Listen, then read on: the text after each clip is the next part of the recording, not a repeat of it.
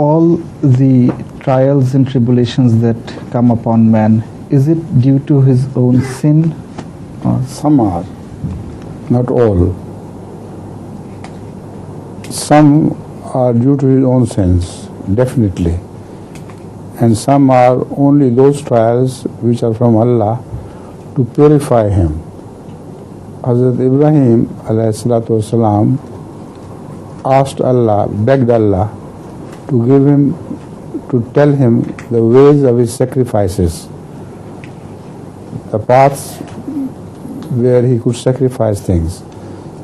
And ibtala Ibrahim, Rabbu Ibrahim.